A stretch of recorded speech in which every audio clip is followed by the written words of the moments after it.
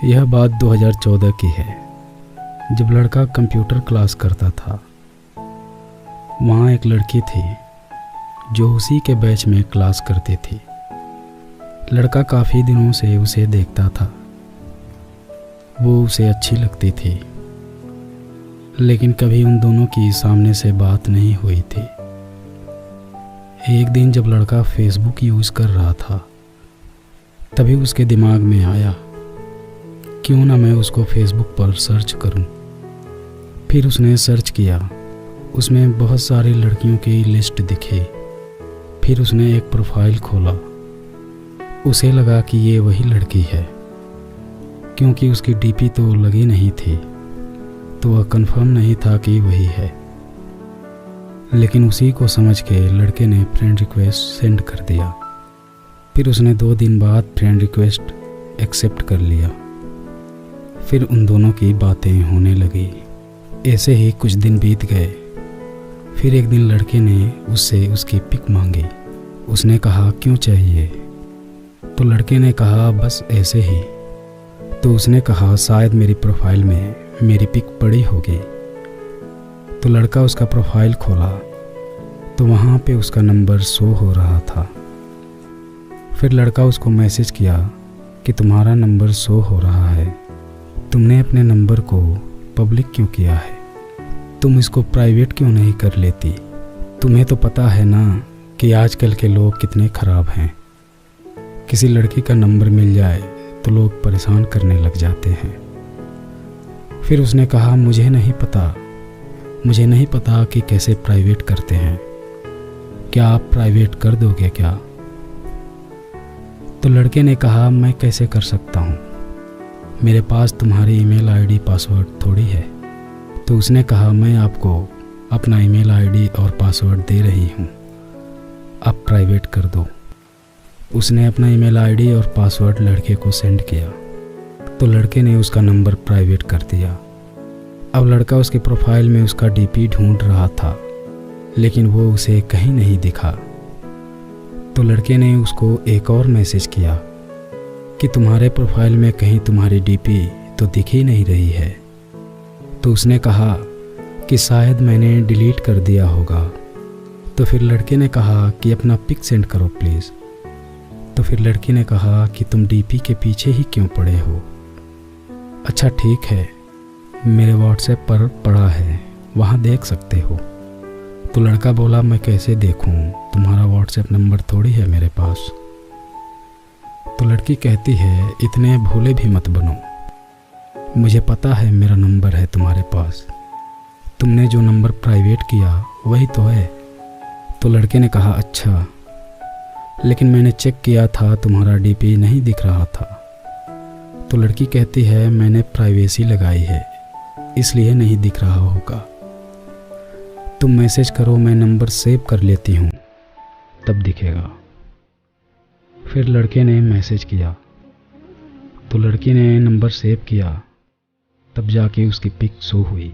लड़के ने जब उसकी पिक देखी तो कहा, ये कौन है? ये तुम्हारी पिक तो नहीं है। तो लड़की कहती है, ये मेरी ही पिक है। उस लड़के को कुछ समझ नहीं आ रहा था, क्योंकि जो लड़की उसके बैच में क्लास करती थी ये वो नहीं थी। लड़का समझ गया था ये वो लड़की नहीं है, लेकिन फिर भी उससे बात करना अच्छा लग रहा था। तो लड़के ने उससे कभी नहीं कहा कि मैं तुम्हें कोई और समझ के बात कर रहा था, क्योंकि वो लड़की उसे अच्छी लगती थी, तो वो बस उससे बात करता रहा। ऐसे ही बात कर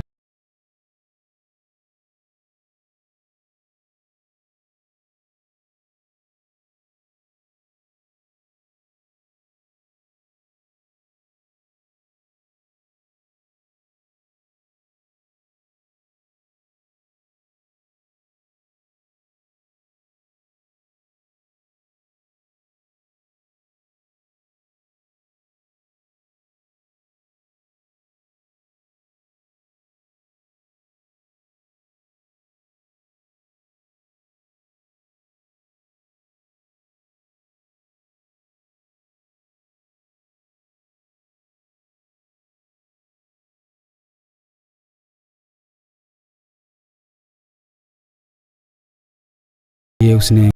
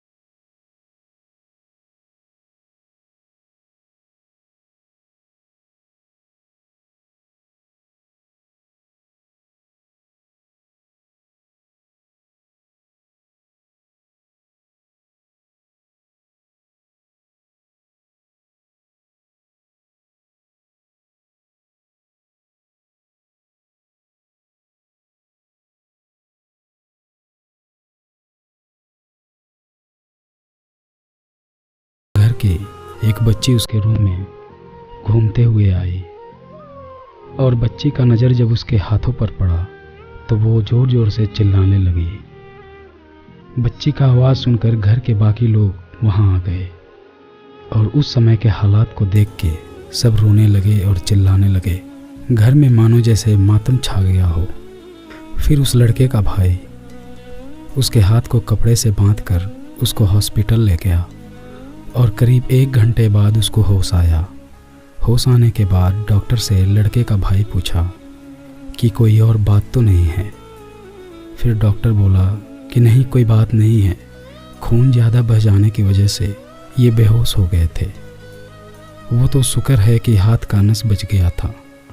खैर, आप अब इनको ले जा सकते हैं और इनको घर पे आराम करने को बोलिए। इसके बाद वो लड़का घर आया। घर आने पर घर के लोगों ने उससे कोई सवाल नहीं किया। शायद वो लोग लड़के का ठीक होने का इंतज़ार कर रहे थे, इसलिए उससे कोई सवाल नहीं किया गया। इन सब के बीच लड़के का मोबाइल घर पे ही रह गया था और हॉस्पिटल से आने के बाद वह सो गया था। रात को उसको खाना खिलाने के लिए जगाया गया। खाना खाते वक्त लड़के को उस लड़की की याद आ रही थी। लड़का सोच रहा था, मैंने जो फ़ोटो उसको सेंड किया है उसको देखने के बाद वो क्या सोच रही होगी, वो कैसा रिएक्ट कर रही होगी, क्या वो वाकई में ठीक होगी। ये सब सोचते सोचते उसका डिनर हो चुका था। अब वो जल्दी से अपने रूम में गया और अपना मोबाइल ऑन किया। मोबाइल ऑन करने के बाद वो देखा कि उसके मोबाइल पे 100 से ज़्यादा बार उस लड़की का कॉल आया हुआ है और बहुत सारे मैसेजेस भी आए थे। इतने में फिर से लड़की का व्हाट्सएप पे वीडियो कॉल आया।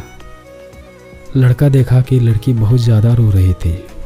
लड़का बोल रहा था, क्यों रो रही हो, और वो सुन ही नहीं रही थी, बस रोए जा रही थी।